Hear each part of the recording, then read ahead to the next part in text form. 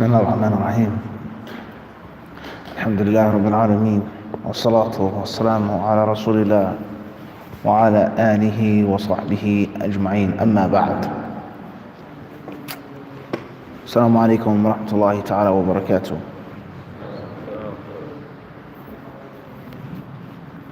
Inshallah, this morning let's take a few Fawaid bi'idhnillahi ta'ala from the results of a brief story, the results of a brief meeting. One day, Shaykh al-Islam Ibn Taymiyyah rahimahullah, he was in Iraq, and he went to a city and a town. And in that city and in that town, he met with a very prestigious man, someone who has some type of status. And the man was a judge. He was a qadi. We all know the status of a judge in the Islamic world and in the non-Islamic world, the status that judges enjoy. But this judge, despite his power and his position, we all know the hadith about judges. From them is the famous narration that says, Al-Qudatu Thalatha. Judges are three kinds. فَقَاضِيَانِ فِي النَّارِ وَقَاضٍ فِي الْجَنَّةِ. Two of those judges will be in the fire, and two of those judges will go to paradise. Those who know the truth but choose not to judge with it, those who don't know the truth and they judge upon ignorance, they'll go to the fire of hell. And those who know the truth, act upon it, and judge therewith will go to Jannah. And the narration, مَنْ جُعِلَ قَاضِيًا فَقَدْ ذُبِحَ بِغَيْرِ سَكِينٍ. Whoever is made a judge, then he has been slaughtered without a knife. He's been slaughtered without a knife.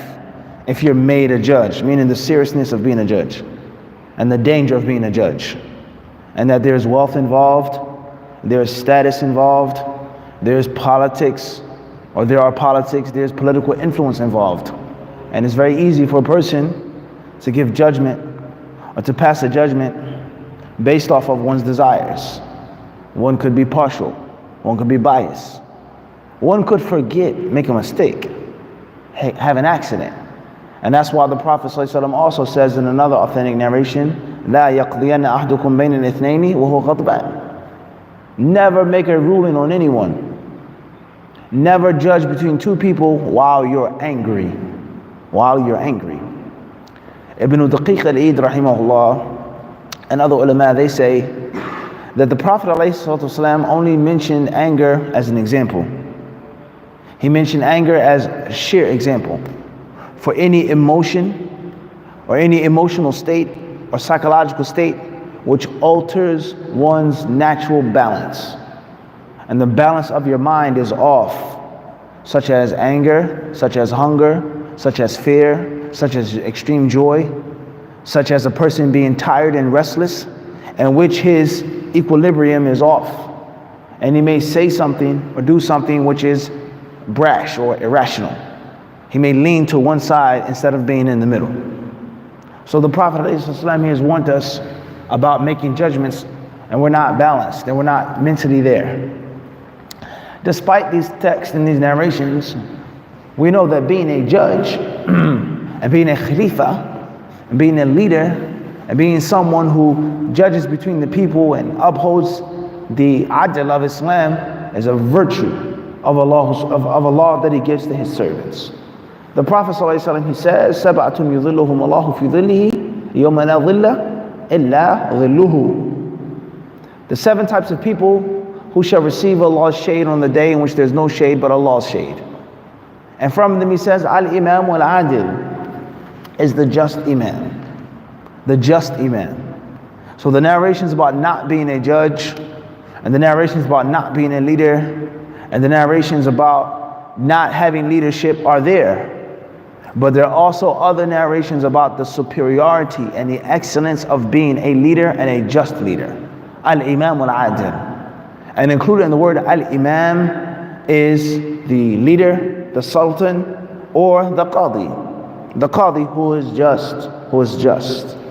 We know that Allah Azza wa Jal, He speaks in Surah Sad And he tells us about Sulaiman and Dawood. About Sulaiman and about Dawood alayhim as-salam. Just like he spoke about them in Surah An-Naml. And in other ayat as well. And other surahs as well. Allah talks about these two prophets and their blood relation and their ilm relation. And he talks about Allah Azza wa Jal, he speaks about him making Dawood as a leader, as a khalifa. And he told him to rule and to judge and to follow the truth and not follow the desires of the people. And those who are misled and they are astray, they will have a painful punishment on the day of judgment. So Allah, he talks about the leader who is just and its virtue and its excellence. From the virtues of a good judge, a just judge who isn't unfair and partial, is what the Messenger of Allah ﷺ says in the authentic narration. إِذَا حَكَمَ الْحَاكِمُ فَاجْتَهَدَ فَأَصَابَ فَلَهُ أَجْرَانِ. He says that when the hakim, when the ruler, yani the qadi, when the judge makes a decision or a judgment, and he doesn't have direct proof from Quran and Sunnah, he makes ijtihad, he tries his best to figure out the correct decision, and he's right, he'll get a double reward.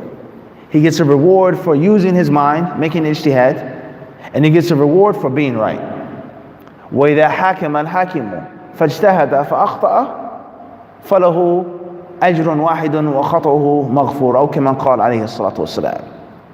And when he makes a decision, when he makes ijtihad, and he's wrong, he wasn't correct, he made a mistake, based off of ijtihad, he still gets a reward.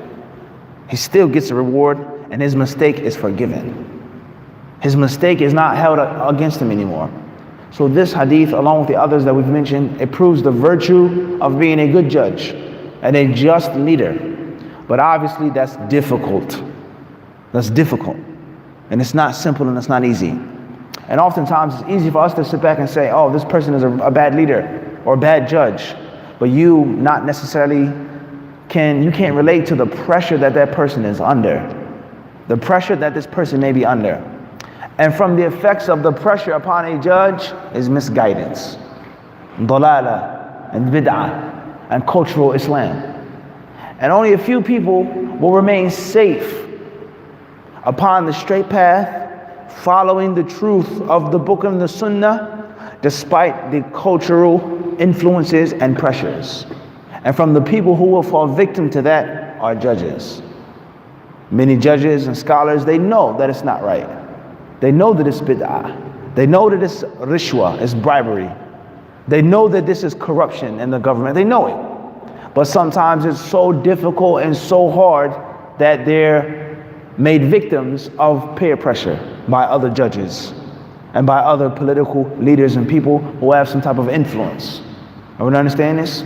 So the point I'm trying to make is, for a judge who has power, as I said, who has influence, who has wealth, and who's also under pressure, for him to leave what the people are upon and to ask a sincere question and want to follow the truth sincerely, no matter who's against him, it shows us a great level of iman and a great level of strength and courage, and a person that's not afraid to go against the cultural or political or religious grain. And if you look at most countries today, from the west to the east, the north to the south, you'll find it just like this. Someone of a lower status, he'll go against the people. Someone who's not as influential, he doesn't have as hard a time going against what the people are upon.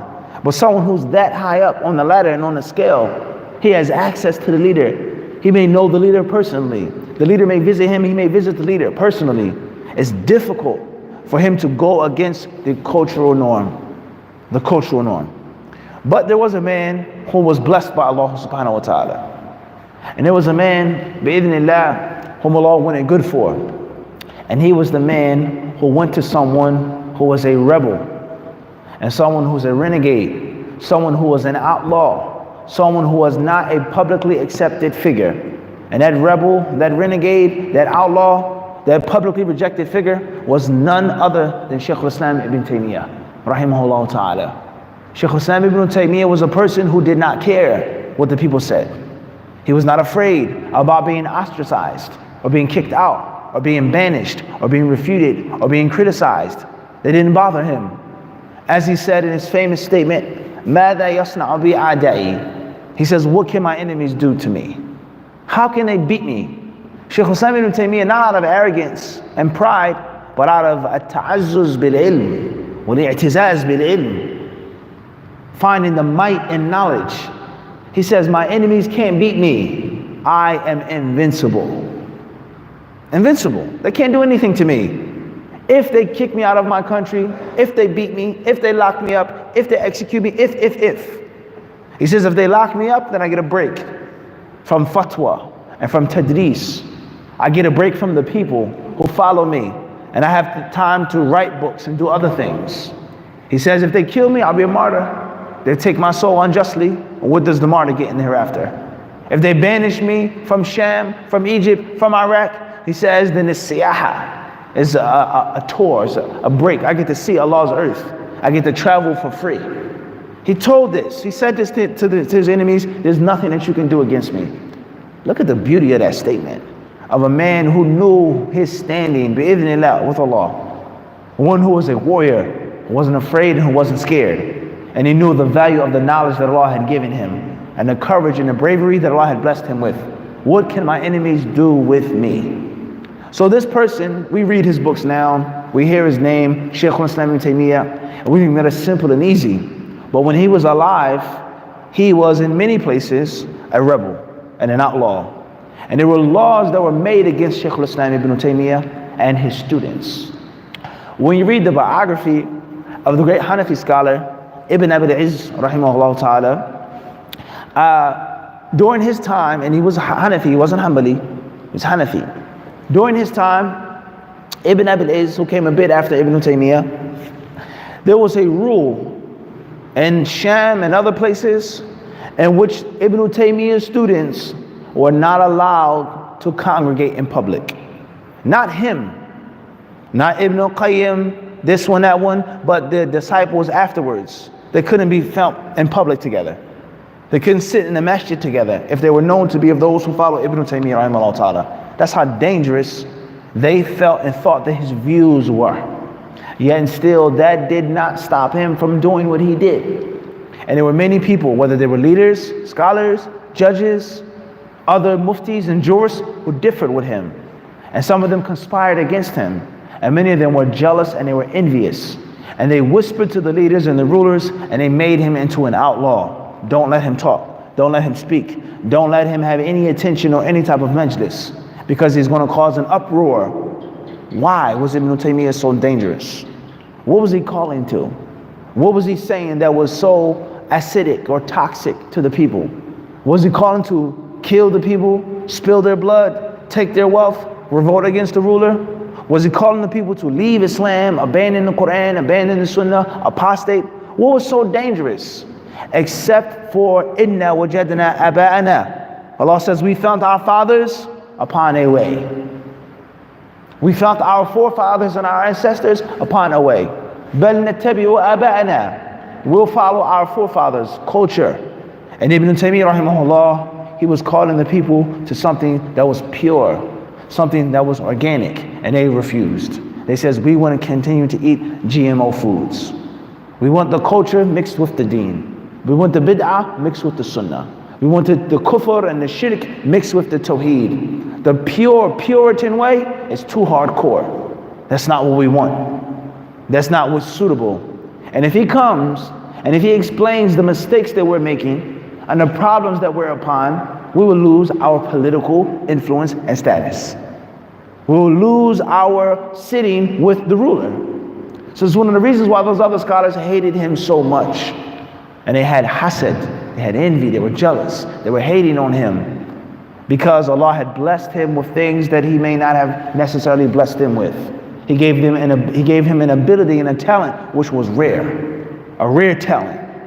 So Ibn Taymiyyah rahimahullah ta'ala, whenever he spoke and whenever he debated against these people who slandered him and made statements against him and said this about him and said that about him, so on and so forth, he would challenge them. He would challenge them. And whenever he would speak, oftentimes the people who sat back and they would say, this is the only thing that he knows. This is the only thing that he's good at.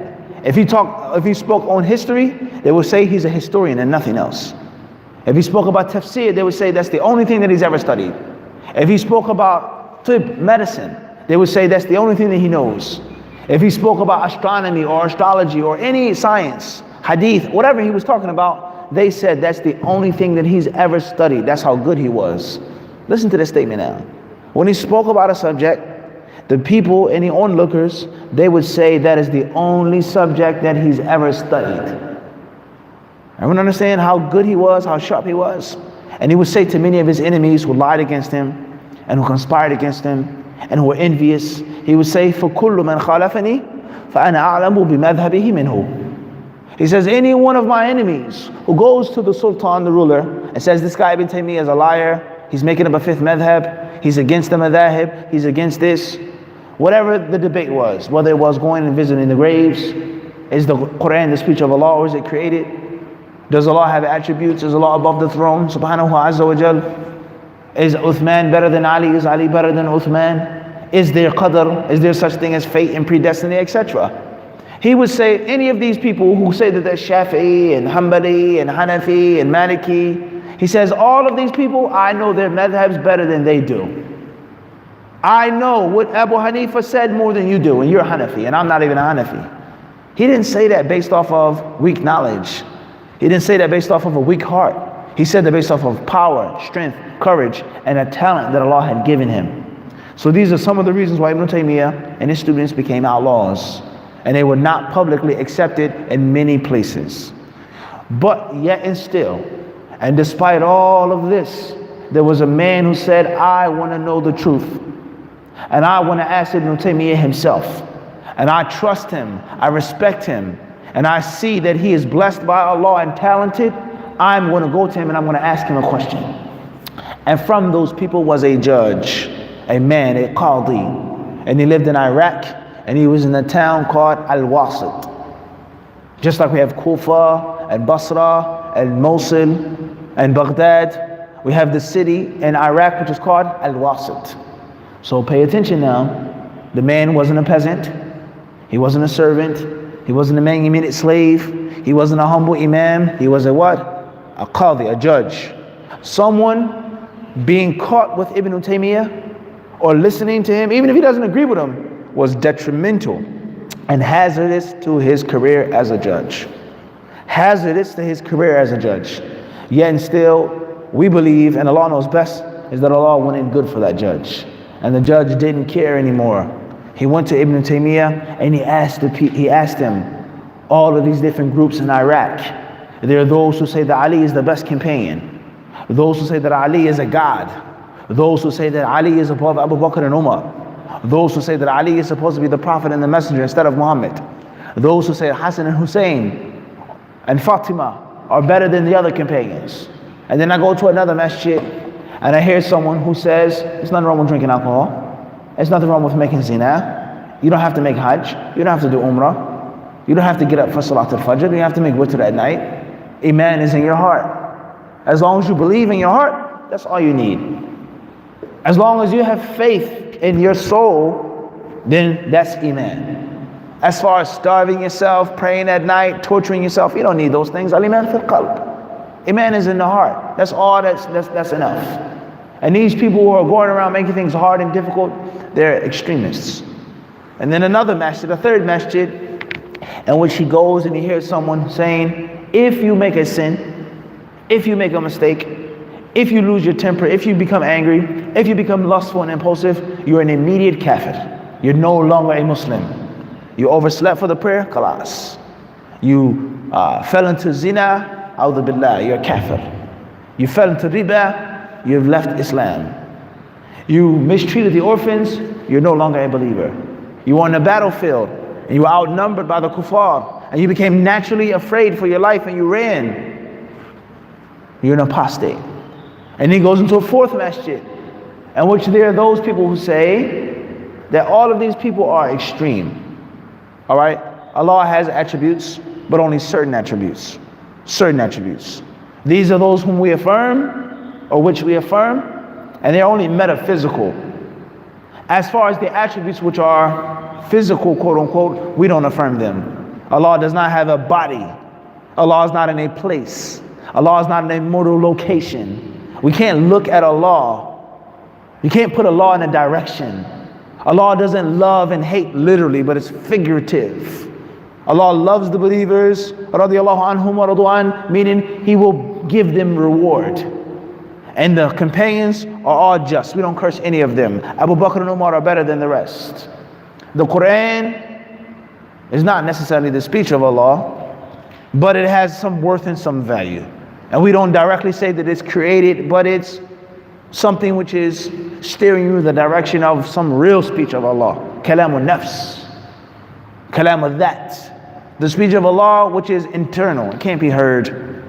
There is no audible speech of Allah subhanahu wa ta'ala. No. Allah doesn't have a vocal cord or a voice box and a tongue loud. You can't say this. Metamorphism. We don't say these things, huh?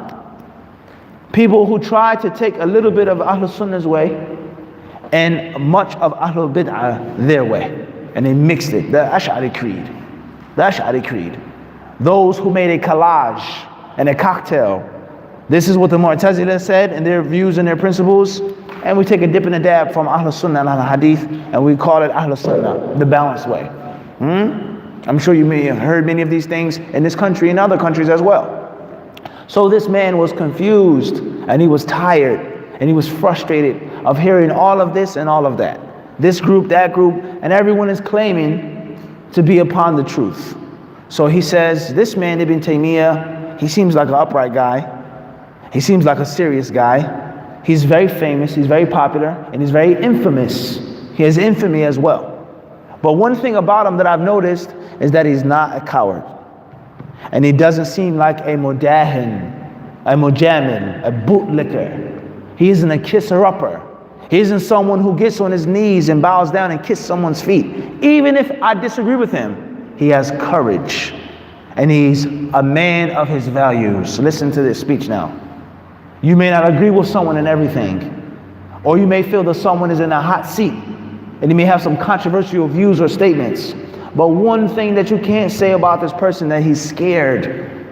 And he doesn't change and twist. One day he says this, and the next day he says something totally different. That means a lot in a scholar. That means a lot in an alim. And this is one of the principles of هذا من ضوابط الاستفتاء. This is from the principles of whom you should ask a fatwa from. Who should we listen to? Who should we study with? He says Quran and Sunnah. He says Quran and Sunnah. He says Quran and Sunnah and Salaf. He says Quran and Sunnah manhaj al-Salaf. He says ulama. He says he's a graduate. He studied. Who do we learn from? Who do we take from? It becomes confusing. It becomes difficult. And from the principles and the regulations of who you should go to and seek knowledge is who amtanuhum dinan. ومن متانة الدين الشجاعة وعدم الخوف. From the things which show that a person has a good, strong religion is that they're not afraid, they're not scared, they're not jumpy, and they don't go and beg for favors from people of status. That has to prove something.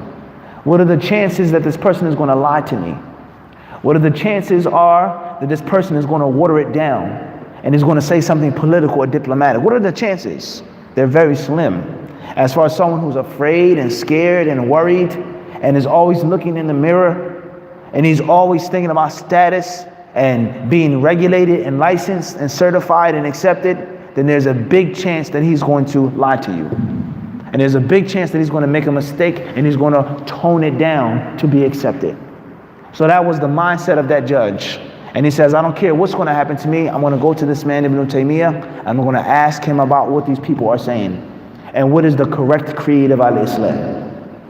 And what is the correct way of Al-Islam? What is the correct ittiba' of Al-Islam? What's the way to go to Jannah? And he asked Ibn Taymiyyah rahimahullah ta'ala, and he asked him these questions about Qadr. And he asked him about Iman. And he asked him about As-Sahaba. And he asked him about As-Sifat. And he asked him about Al-Quran. And he asked him about Al-Akhirah. And he asked him about this and that and so on and so forth. And Ibn Taymiyyah rahimahullah ta'ala, he gave him a summarized yet comprehensive fatwa. A summarized yet comprehensive fatwa in which he summed up the entire deen of Al-Islam and the entire way of the orthodox Muslims. Those Muslims who remain true and pure and continue to eat organically, even though everyone else is eating McDonald's and Burger King and Hardee's and Texas chicken, in which the food is put in a freezer and it's preserved and it's sweetened and it's colored and it's bleached and it's stripped down and it's this and it's that. These people say, no, we're only eating that which comes directly from the earth. Even if it's smaller, it's not as sweet, it's not as popular, it doesn't sell as much, the fruit goes bad. You want to understand this? You take the fruit, you put it on your table in your house, and you see flies immediately circling around the fruit. Little nets.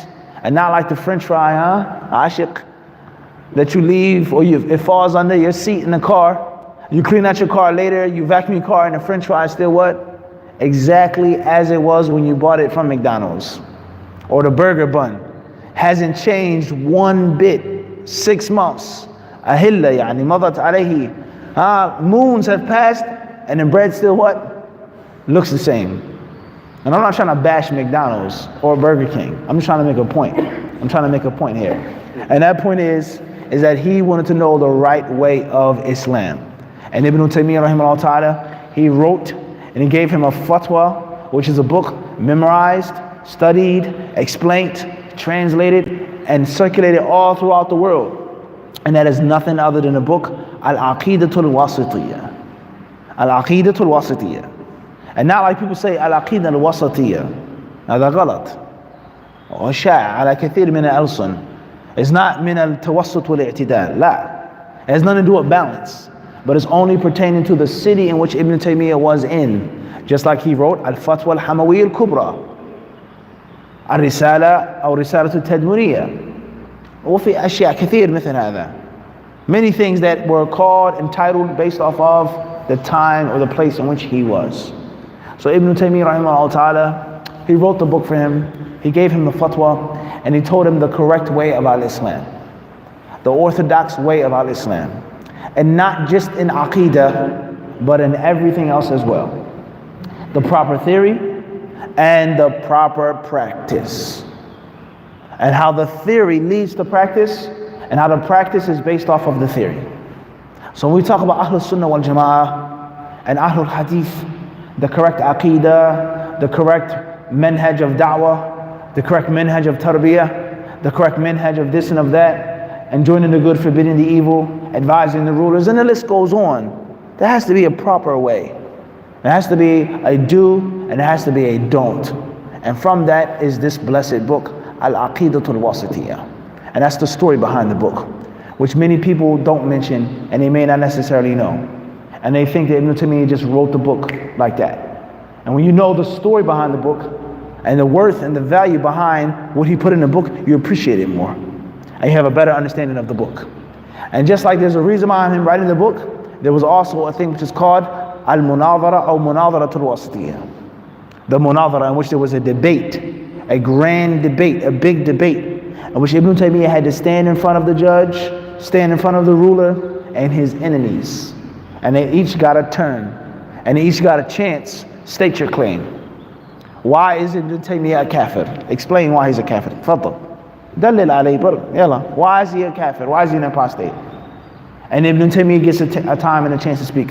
Why are these people misled? Why are they astray? Why are you correct? Why is your way orthodox and organic and their way is GMO? And Ibn Taymiyyah rahimahullah, he debated with them. And that's when he said what he said about those who went against him.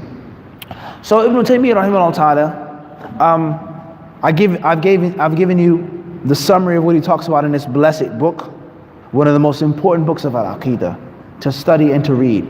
He says towards the end of the book, ثم من طريقة أهل السنة والجماعة اتباع آثار رسول الله صلى الله عليه وسلم باطنا وظاهرا واتباع سبيل السابقين الأولين من المهاجرين والأنصار واتباع وصية رسول الله صلى الله عليه وسلم حيث قال عليكم بسنتي وسنة الخلفاء الراشدين المهديين من بعدي تمسكوا بها وعضوا عليها بالنواجذ وإياكم ومحدثات الأمور فإن كل بدعة ضلالة ويعلمون أن أصدق الكلام كلام الله وخير الهدي هدي محمد صلى الله عليه وسلم فيؤثرون كلام الله على غيره من كلام أصناف الناس ويقدمون هدي محمد على هدي كل أحد، وبهذا سموا أهل الكتاب والسنة، وسموا أهل الجماعة، لأن الجماعة هي الاجتماع وضدها الفرقة، وإن كان لفظ الجماعة قد صار اسما لنفس القوم المجتمعين.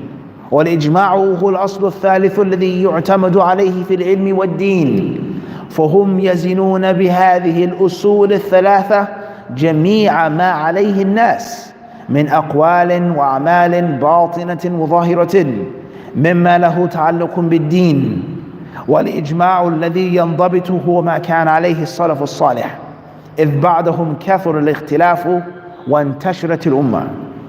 ثم هم مع هذه الأصول يأمرون بالمعروف وينهون عن المنكر على ما توجبه الشريعة، ويرون إقامة الحج والجهاد والجمع والأعياد مع الأمراء أبرارا كانوا أو فجارا، ويحافظون على الجماعات ويدينون بالنصيحة للأمة، ويعتقدون معنى قوله صلى الله عليه وسلم: المؤمن للمؤمن كالبنيان يشد بعضه بعضا وشبك بين أصابعه، وقوله صلى الله عليه وسلم: مثل المؤمنين في توادهم وتراحمهم وتعاطفهم كمثل الجسد الواحد إذا اشتكى منه عضو تداعى له سائر الجسد بالحمى والسهر.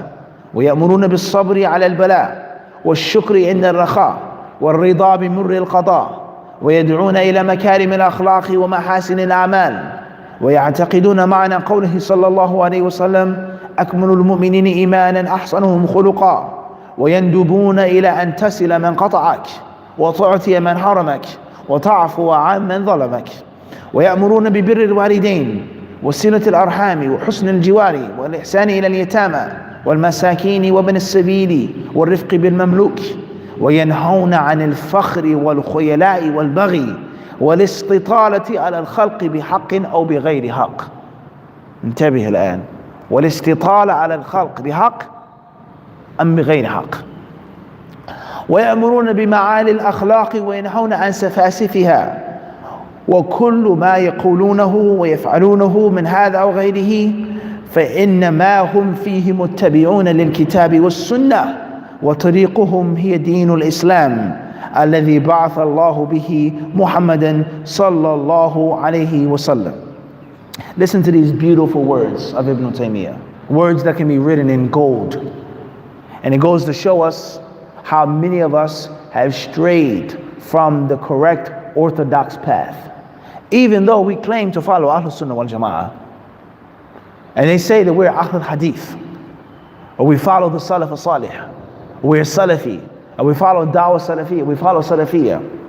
But when you look at the action, and when you look at what people are actually calling to and propagating and proclaiming, it's very, very, very different, extremely different.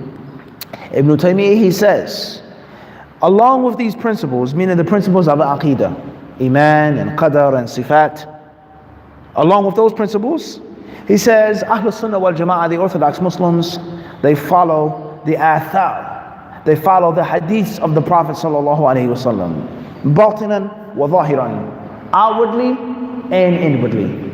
It's not just a show, it's not just a game, it's not a fashion show, it's not just a club.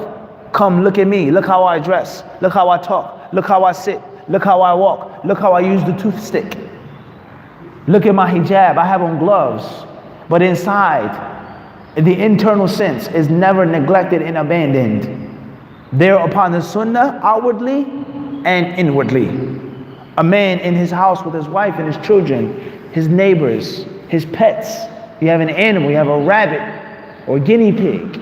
You have something that you look after. How do you treat it? Kindly or harshly? How do you treat orphans and stepchildren? How do you treat servants? How do you treat people who work, who are beneath you and lower than you? As we mentioned last night, the internal sense of the heart and not looking down upon people. That is the way of Ahlus Sunnah wal Jama'ah. And that's because that's the Sunnah. To be kind, to be just, to be courageous, to be brave, outwardly and inwardly. Ibn Taymiyyah, he says, and they follow the way of the early Muslims, as-sabiqeen al-awwaleen, the earliest Muslims. And what's so important about the early Muslims? What's the big deal with early Muslims? Why can't we find the later Muslims? Follow them. Because the earlier Muslims were upon a pure Islam before other elements came in. And the same applies to what we mentioned last night with regards to politics and with regards to interpreting the Quran and feminism and comparative religion and interfaith. Many of these things did not exist 100 and 200 years ago because the Muslims did not live in the political sense in which they live now. There was no need for them to explain this. There was no need for them to say it really means that. And a hadith about a woman, a hadith about a non-Muslim, and a hadith about this, it really doesn't mean that. So that goes to show you, as a Muslim and as a student of knowledge, you are to go back to that which is older and ancient and do away with the modern current stuff, which is full of dye and color and preservatives. Are we understand this? To go back to the original way. Ibn Taymiyyah, he says, from the Muhajirin and from the Ansar, and this goes to show us that the Ash'ari Aqidah can never ever be the correct Aqidah of Islam. This is impossible. And the people that say, how can it not be? And most of the ulama are upon the Ash'ari way. Nawawi, Bayhaqi, this one, that one, Fulan, Alan, they were all Ash'ari. They all had Ash'ari Aqidah. They were all Shafi'i. They were all Al-Jumhur, As-Sawad al-A'zam min al-Ummah. They're the majority of the people. They are the main body of the Muslims. So the Ash'ari Aqidah is the best way. Because it's not the extreme way of the Mu'tazila and the Jahmiyyah, nor is it the extreme way of the literalists, the Zahiris, the Hashawiyah, the people who just take from the top. That's it. They don't have no true fiqh of the Asma and the Sifat. They just say, ala Zahirihi. That's it. Allah is above the throne, ala Zahirihi. That's it. And they scorn them. It's impossible for this Aqidah to be the right way. And that is because they themselves declare, and they themselves pronounce, and they themselves acknowledge that they are not following the earliest Muslims. The Muslims whom the Messenger of Allah ﷺ said are the best of people. They themselves say this.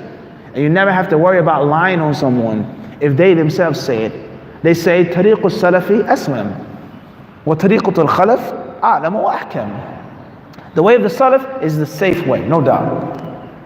Allah Azza wa Jal has a face, ala zahirihi. Allah has a hand, ala zahirihi. Yanzilu Rabbuna ala zahirihi. That's it. Amirruha kama ja'at, bila kayf. We just quote them and that's it. We have no understanding, no proper comprehension. Just mention the sifat. Mention what's in the Quran and Sunnah. They say that's the safest way. But the tariqah of the Khalaf, the later generations, a'lamu wa ahkamu. This says it's more precise and it's more scientific. As some people say, it's more mentally stimulating. They themselves acknowledge that the way of the Salaf is boring and that they're not necessarily following it. They were upon some good, the Quran and Sunnah clearly state that, but the later scholars who interpreted these attributes and figuratively broke them down and gave the true internal meanings is a'lam and ahkam. So this is a major proof for authenticity of orthodoxy. If a person is claiming to follow the pure original ancient way, or person themselves or himself or herself is saying, I'm not following that way. I'm upon the way of the Shafi'i ulama of the 7th century, of the Maliki ulama of North Africa, of West Africa, of this century. We're upon the tariqah of Fulan and Alan. So this is the proof. The proof is in the what? And the pudding. They themselves are saying we're not following those earlier, later Muslims. And the same applies to people today with other groups and other names. They would declare we follow this modern day scholar. This modern day scholar is the one who tells us what to do and who to accept and who to reject. As far as the 1,000 years of Islamic scholarship and the principles, that's not good enough. Are we making this up? Abu Sayyid? They would tell you it's not good enough to just say you're upon the correct Aqidah and the Quran. No. You have to know Sheikh Fulan who's alive today. You have to be associated with Brother Fulan in this country. He's the liaison of Allah subhanahu wa ta'ala in Malaysia and Indonesia. And the tariq of Jannah can only be achieved and obtained through him. The whole entire country, island, or whatever, everyone must go back to Khidr. If he doesn't know you, you're not Salafi. If he does not approve of you, you're not Salafi. If he doesn't give and wave his magic wand over your head and anoint you, you're not upon the way. The whole entire country of Malaysia. Are we making this up? Is this an exaggeration? They say these things. So they themselves are telling you they're not following the sabil as-sabiqeen al-awwaleen. No matter how they try to dress it up and perfume it. Everyone understand this? So this is the qaida of Ahlus Sunnah wal Jama'ah, and that is antiquity of creed and of the way. As far as the modern worldly innovations, there's nothing wrong with that. Cameras, internet, technology, alhamdulillah. As far as the way and how you give dawah, the platform, social media, as you said yesterday, there's nothing wrong with that. But in the social media is the antiquity. Everyone understand this? In the new modern way and style. Everyone understand this? In the new modern way and the new modern style. How many times has Pepsi Cola changed its can or its bottle? A few times? Many times. But in the bottle it's still what? Same Pepsi Cola from the 50s and the 60s. It's the same recipe. Everyone understand this? The form changes, but the content what? Is the same. And this is the point in which many people make a mistake, thinking that we have to change the content because of the new times. No, you may have to change the style. You may have to change the way. But the actual meat is the what? Is the meat. Everyone understand this? It never ever changes. Ibn Taymiyyah he then quotes the dalil proving this. The Prophet ﷺ encouraging us to follow the Sahaba. And he says, and they know that the most truthful speech is the speech of Allah, and the best guidance is the guidance of the Messenger of Allah sallallahu alaihi wasallam. And they give precedence to the speech of Allah over the speech of every single individual, and the guidance of Muhammad sallallahu alaihi wasallam above the guidance of all other people. The point I'm trying to make is that this is the distinguishing feature of Ahlus Sunnah wal Jama'ah in front of any group or any religion or any way. Our constitution is Kitab and Sunnah. And Kitab and Sunnah come first. And Kitab and Sunnah is last. Sheikh Fulan, Imam Fulan, Hafidh Fulan, this Imam, that Imam, perhaps we can benefit from that speech, explaining the Quran and the Sunnah, understanding this hadith, so on and so forth, but it does not take precedence above Allah and His Messenger and the guidance of the Quran and the Sunnah. And the moment we stray from this and we go away from this, we will find ourselves in the problems which we have today. And obviously it's easier said than done. We all say Quran and Sunnah. We all say Quran and Sunnah. We all say we're following the sabiqeen al-awwaleen min al-muhajirin wal-ansar wal-ladhina taba'uhum bi-ihsan. We all say this. وَكُلٌّ يَدَّعِي وَصْلًا بِلَيْلَةٍ وَلَيْلَى لَا تُقِرُّ لَهُمْ بِذَاكَ. Everyone says that they're a friend of Layla. Is the famous cliche, the famous line of poetry. Everyone says they're friends with Layla, and Layla knows none of them. She says, I don't know you, and I'm not friends with you. I don't understand this thing about a celebrity now. Yeah, I know him. Yeah, I know him. I'm good friends with him. That's my best friend. And if you sat down and asked that person, he would barely know that person. I don't know him. I never met him. I saw him once in the masjid. I shook his hand. That's it. Yeah, I've known him for years. What did the brother say? I know Muhammad ibn Munir Mufti for years. I have a personal relationship with him. No, I know you don't. I spoke with you once on the phone, if that. I met you once. You sent me a message once. I'm not your friend. And that's nothing disrespectful, nothing personal, but that's the reality. So everyone says that they're connected with Layla, and Layla, she doesn't agree with any of them. So saying that we're following the Quran and Sunnah upon the way of the Salaf is easily said. It's easily said. It's cheap. But the action, the dawah, the fruits of your labor, the things which are shown, that's a different story. So we have to never ever forget this, brothers and sisters. Kitab and Sunnah. Qala Allah, Qala Rasulullah. That's the foundation. That's the beginning and that's the end. And every single thing else is supplementary or subsidiary. Qiyas, Ijma', Ibn Mas'ud, this one, Albani, Ibn Taymiyyah, Imam Ahmad, all of that is based off of the Quran and Sunnah. And it does not come before and above the Quran and the Sunnah. I want to understand this. Ibn Taymiyyah, rahimahullah, he says, and this is the reason why they have been called Ahlul Kitab wa Sunnah. And we benefit from this, is that there is no one term or title for these people. There is no one term and title. You could be called Ahlul Sunnah, Ahlul Hadith, As-Salafiyun, Ansar Sunnah, a Muslim upon the Quran and Sunnah. There is no one title that you must stick to. And that is another manifestation of misguidance. We all have to go back to Fajr in Malaysia, everyone from all of the cities, and we all in this city have one name and one title. He says, Ahlul Kitab and Sunnah. Have you ever heard that title before, Abdul Qawi? Never. And Ibn Taymiyyah, he mentions this. In other words, the name isn't what, Nafis? It's not important. What's important is what they're following. Everyone understand this? He says here, and al-ijma' or al-jama'ah is the opposite of separation. And that's a long story. The things which show and prove us, or prove to us that we are not following the true guidance 100%, is not orthodox, is how separated we are. If you don't believe this, then go on the internet today. All of these people claim the same thing, use the same word, use the same jargon, the same dogmatic speech. And what are they doing right now except for at each other's throats? And the principles that they're refuting them on are the same exact principles that they're claiming they're upon. And they're refuting them for. We follow the scholars. And they're saying what? You don't follow the scholars. We follow this scholar and we're not following that scholar. And just yesterday, those two scholars were what? Inseparable. And understand this? This is a proof that something's wrong. It's so much furqa. It's so much division and dissension and separation. And there's no way that we can be following the true way. Ibn Taymiyyah, he says, and al-ijma', he says it is the third principle upon which they depend in the deen. Listen to this beautiful speech, and perhaps this will be the last thing I'll mention this morning. He says with these three principles, they use them as their scales to judge and to determine and to weigh every statement and action that pertains to the religion of Al-Islam. So when it comes to Aqidah, when it comes to politics, when it comes to tazkiyah, when it comes to tarbiyah, when it comes to this and to that and whatever, use the scale. How much does this weigh? The jeweler, he puts it on the what? On a scale.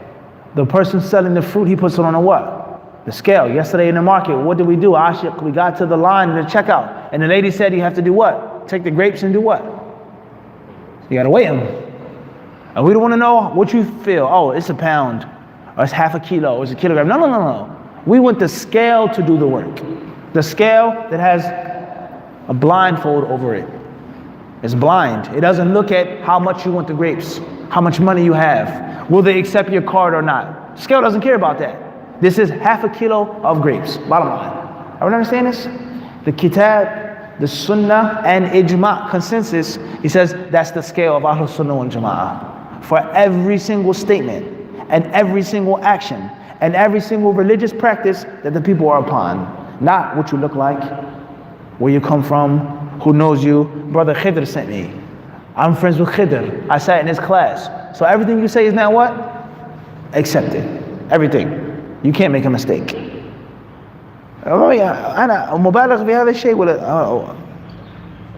The scale. What you said, let's see.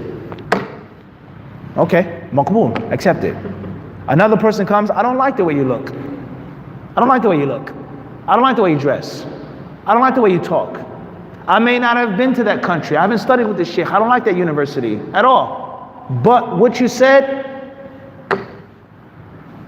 maqbool. And another person comes, I like the way you look. You're friends with a friend of mine. You've been to the place in which I studied. You're upon my madhab. You're with my sheikh. And you say something, or you do something, I have to do what? Malish, marfut. What you said is rejected. Even though I like the way you look. And even though you're friends with me and you're offering me something of the dunya, here's my sister, marry her. This is this money, take this. This is this house. This is the dawah center I want you to have. Come in Malaysia. But what you said is against Quran, Sunnah, and Ijma'. How many of us do this on a daily basis? So we have scales, brothers and sisters, and these scales are accurate and they're digital. They're never rusty. They're never inaccurate. Anything that pertains to the deen has to be weighed with Quran, Sunnah, and Al-Ijma'. So bid'Allah ta'ala, there are many other points that we can mention from this beautiful speech of Ibn Taymiyyah and his beautiful book and his advice that he gave to this judge and the guidance that Allah Azza wa Jalla allowed to take place for that judge. That's all we're going to mention now and suffice us with. جزاكم الله خيرا صلى الله وسلم وبارك على عبده ورسوله نبينا وإمامنا محمد.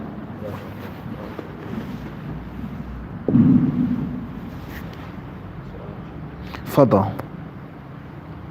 Bismillah, will we take questions from the floor? So please ask your questions. Just raise your hand and Fadda.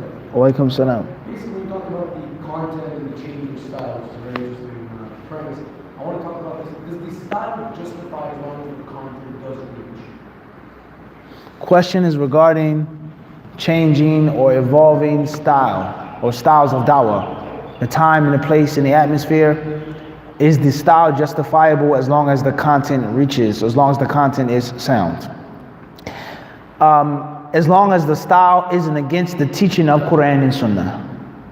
As long as the actual style isn't against the teaching of the Quran and Sunnah. So the style is open. It can be versatile. It can be whatever you want it to be, as long as it doesn't go against the Quran and Sunnah, and as long as it isn't a means of leading to something which is dangerous and harmful. Dangerous and harmful. So therefore, sitting in the masjid, that's the traditional way. No doubt about that. That's the ancient way. And sitting in the masjid and doing class in the masjid has its benefits, without a question. Many benefits. But there are also, not harms, but there are weaknesses of that style. Weaknesses. And that is, it only reaches the people who come to the masjid. And there are many Muslims and non-Muslims who will never step foot in the masjid. And sometimes you have to go to them. Sometimes you have to do street dawah, Ashik, right? Street dawah. And street dawah has its benefit and has its good effects. And it also has its weaknesses. And it has its cons. And from the cons of street dawah is that it's open for anybody. Anyone and everyone can just talk and give dawah and speak about Allah and His Messenger. And that's not necessarily a good thing. And it lies no doubt the antiquity of the masjid oftentimes cuts all of that off. You can't come up in front of the masjid and talk just like that. Looking like that, speaking like that. Even if it takes place in some masjids, but it's limited. The khatib. And just the proof for this is you look at many masjids in which you'll find the imam, he wears pants and he doesn't cover his head. Is it haram to wear pants? No, it's not haram to wear pants. Is it obligatory for a man to cover his head? No. As long as you're dressed in a modest way as a Muslim man. But when he comes to lead the salah, what does he do? What does he put on? What does he do? He puts on the robe, not the izar, he puts on the robe. And he puts on some type of thing on his head to prove that the masjid has some type of sacredness. And the salah is sacred. And the imam of the masjid is considered, has to be some type of what? Some type of holiness to it. On the street dawah is what?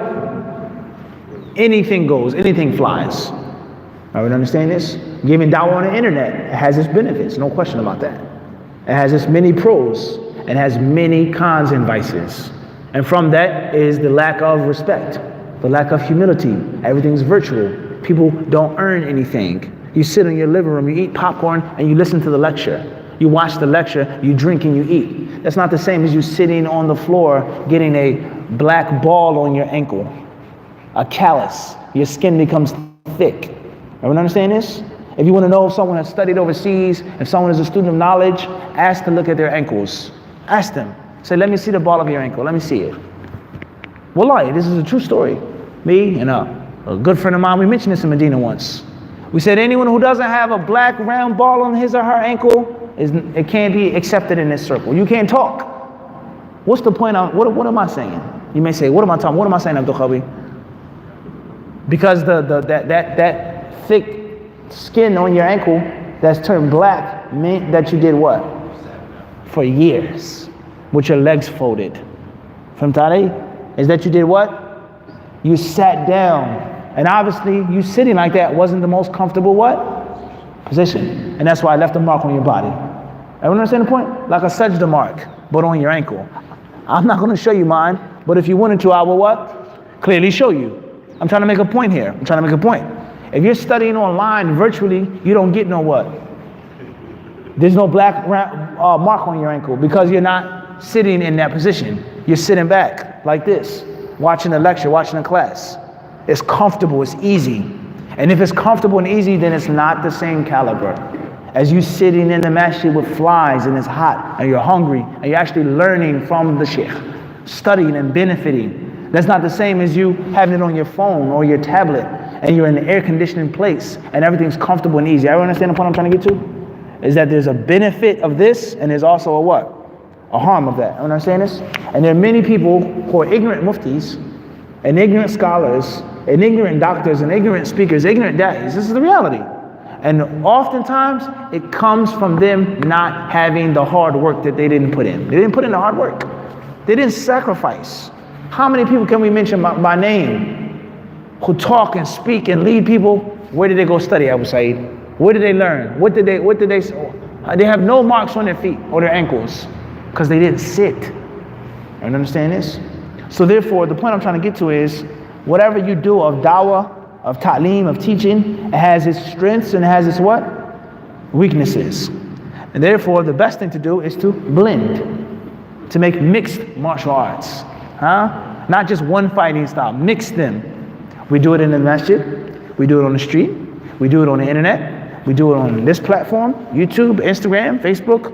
We write books, we write pamphlets, we have discussions and debates with non-Muslims, Christians, Jews. They come to the symposium, they talk, we explain Islam. Hindus, Buddhists, etc. That's the best way, is to mix it. Clear on that or not? As far as the specific style, then as long as it's not against the teaching of the Quran and Sunnah, and as long as it doesn't lead to a major harm. And from that is what I just explained to you. Is that a person, he may do street dawah so much and too much, and which it leads to a harm, and that is an ignorant person who is inexperienced, an amateur coming and speaking about Islam and debating about Islam. And he may make a major mistake and misguide someone. Or a Hindu will come, or a Christian will come, or a Shiite will come, and they'll bring about something, they'll say something that he never heard about, that he never thought about, that he wasn't trained, and the doubt reaches his heart and his mind, and he can't give an answer. And he may embarrass Islam, and he himself may leave Islam. Everyone understand this? So therefore, if you want to give dawah standing, sitting, flying, driving, running, any style that you want, as long as it's not against a specific prohibition. The hadith that says don't give dawah standing. Do we have that? Hadith that says don't give dawah in a car. Do we have that? The hadith that says don't give dawah, and if you're this age, it doesn't say that. So your style is free. But you have to be mindful of what it may possibly lead to. And there lies no doubt, the people of religion and the people of piety and the people of ilm, they must keep and maintain a certain standard and pedigree. Clear on that? That's in brief. Wallahu a'lam. Fadl. For the budding student of knowledge, should he assume that, because he doesn't know the difference between good or bad, should he assume that all the speakers are good until proven otherwise, or vice versa? Question says, for a beginning student of knowledge who cannot discern and distinguish, should he make a default rule, innocent until proven guilty? Everyone is pious upon the good deen until proven to be upon misguidance, etc. Jazakallah khairan for the question, and for reminding us of the reality that many people choose to ignore. And that is, if you're a beginner and you don't know much, how can you determine and decipher who's who and what's what? As the brother said, right? Abu Said, I got to Medina, he said, I didn't know anything. He said, I didn't know nothing. And this brother came up to me, and he misled me, and he misguided me, and he said this and he said that. And then Allah subhanahu wa ta'ala brought brother Fulan, as if he descended from the clouds with a halo over his head, with the sound effect in the background. It came down from the heavens. And he took my hands and he said, Brother Fulan's this, and the scholars are this, and katha and katha. And what did he say? He said, I immediately knew it was the truth. And that Brother Fulan had misled me and misguided me. How did you know? 5 seconds ago, you said that you couldn't know ABC, and he misled you. And then 10 seconds later, this brother came from the Jama'ah and he told you that everything was bid'ah and batil in his biyah, and you knew that it was the truth immediately. كيف هذا? And you yourself, أنت بنفسك تعترف بالجهل الشديد. You yourself clearly state that you're totally ignorant and you know nothing. I don't understand this. There's this foolishness. It's because this person, you look like that and you look like that. I don't understand this. Am I making this up, Abu Said? This is someone who gives classes and lectures in the United States who speaks like this and calls people deviants. And this scholar is this, and this scholar is that, and this student is this, and this was his rationale. Obviously, this brother, he didn't finish his education. He dropped out of the language program. He dropped out of the language program. We can mention his name, but we're not going to mention his name. Like they mentioned our names, we could, but we're not. He didn't even finish the lugha. He went to dawah. No, he didn't even finish the lugha. He dropped out of he didn't finish the ma'had. And he has the nerve and the audacity of talking about someone who studied and benefited for 4 or 5 times more than he has. Look at what shaitan does to his servants and his stoops. Waliyadu billah. Al-Muhim, the point of the story is that if you're a beginner, if you're a greenhorn, you're just barely starting, how can you know who's who and what's what? That's the point that we're trying to get to. Has Allah not given you common sense? Of course He has, no doubt about that. Has Allah Azza wa Jalla given you a heart, given you intuition and a gut feeling? Yes, He has. You being a beginning student of knowledge, Ahmed or Haseen, it doesn't mean that you don't have basic principles. Basic principles. Doesn't mean that. But the detailed knowledge, that's something that you don't have. And if you did have that, you wouldn't be a what? A beginner. See how idiotic that is? Are we understand this? This is a layman person who reads the translation and he's telling you what's right and what's wrong. There are many other stories that I can mention, but I'm not going to mention them. About a layman who's correcting you in Arabic from something that he's reading in English. And this ignorant person himself says, I'm not sure about the translation, but Wallah al-Azim, I'm not making this up. This is what Sheikh bin Baz said in the translation, but I'm not sure about, Sheikh Fulan said that's wrong, but I don't know if bin Baz said it or not. It was in the translation. I don't know. No shyness. How can you say that in front of someone who's reading a comic book in Arabic? Are we understand this? Not a religious book, or what? And this person is saying, I don't know how good the translation is, bin Baz made a mistake or not. I don't know. This is the ignorance that these people have been fed. And this is what they're upon, waliyadu billah. At the end of the day, if you're a beginner, you cannot discern and determine in detail who's who and what's what. Are there general principles? We said that there are. Yes, there are. Common sense, no question about that. Basic fundamental knowledge, you can. But the specifics is beyond your reach. All right? So with that being said, the people, they have differed greatly over this issue. Al-asl fil insan, هل هي العدالة أو هل هو العدالة أم لا؟ هل الأصل في الإنسان الظلم والجهل ولا العدالة؟ الأصل في الشيخ ماذا؟ الثقة بعلمه ودينه ولا الشك فيه. الناس تنازعوا في هذا وكثروا كلامهم جدا جدا في هذه الأيام في هذه الأعصار للأسف الشديد. The people who speak about this so much, what is the default? Is a person good until proven bad, or a person bad until proven good? Everyone understand this? Is a person good until proven bad, or bad until proven good? Everyone understand this? We have a scholar, we have a student of knowledge, we have a da'i. Is he upon khair until proven to be upon shar? Or is he upon hizbiyah and bid'ah and dalala? Don't take from him, don't listen to him until it's proven by brother Khidr that he can be taken from in Malaysia. Once he approved him and certified him, we can take from him. What's the correct way? First and foremost is, oftentimes this issue is totally hypothetical. فرضي لا وجود له في الواقع في كثير من الأحيان. Oftentimes it doesn't even exist in the real world. And that's because this brother who comes and speaks at the masjid, he came with someone. Who's the person that he came with? You know him. You've heard of him. Where did he study? He studied in Medina. He graduated from the College of Hadith. Abdul Qawi, does that not already give you certain credentials and steer you in a certain direction? Not everything, but in what? In general. So it's not someone who's walking out of the middle of the desert with a beard and a white garment and henna, and we're saying, should we take from him or not? Is he dhuluman jahul or not? Until proven. Farali. It's hypothetical. This is a person who's known, who's established, who's respected in dawah. He comes to your masjid to give a speech. He isn't some unknown person, some majhul person. Are we understand this? And this is from the principles of the sciences of hadith with regards to a narrator. A narrator whose adala and whose thiqah and amana is known and spread. He remains upon that until clearly proven the other opposite. Are we understand this? So therefore, if you have a brother who's a person of knowledge, and there's nothing which proves that he's upon some type of evil or misguidance, and he's outwardly pious and righteous and knowledgeable, take from him, inshallah ta'ala. until clearly proven the opposite, unless you follow a gang. And the gang in which no one can reach our members until what? We approve of him. If that's what you're upon, then of course, al-asl fi al-insan, al-dhulmu, wal-jahlu, wal-bid'ah, wa kullu radila. Hadha al-asl fi al-da'iyah.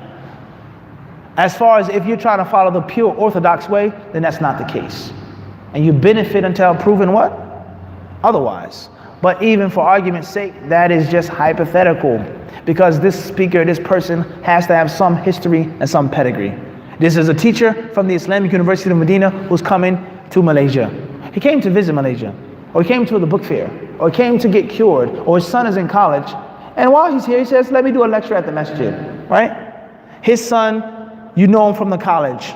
Brother Ashik, he comes, he says, Sheikh Khidr, we have Dr. such and such from Medina. He wants to give a reminder why he's here in Malaysia for a couple of days. Can he speak? And Khidr says, wait, let me check, let me call.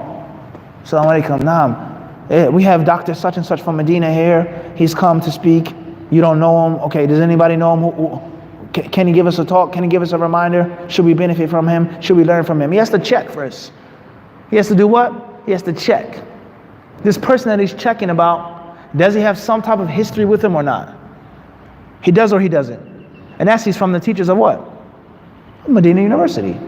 And the asl for a teacher and someone of knowledge and a doctor of the deen is that there's what? There's benefit and there's khair in him. As far as someone who comes from another crazy type of institution or out of the middle of the desert, as I said, then that's what? Different story. So oftentimes it's truly hypothetical. Are we understanding this or not? Wallahu alam, that's in brief.